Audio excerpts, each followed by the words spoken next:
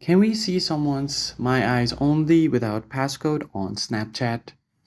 First thing first, if you're trying to look for someone's My Eyes Only without password, you first need to head over to their Snapchat and then access the memory icon.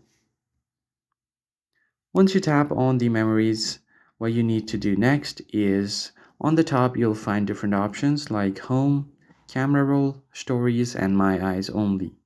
You just simply tap on My Eyes Only. And in order to enter to My Eyes Only, you need to enter the passcode.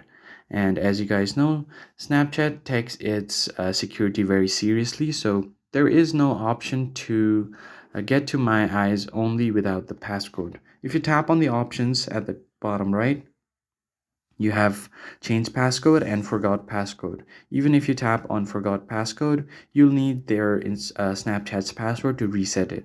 And if you tap on change passcode, you first need to enter the current passcode. So there is no way you can get into My Eyes Only without actually entering the passcode.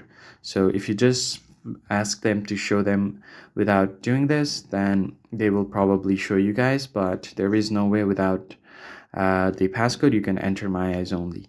That's it for this video.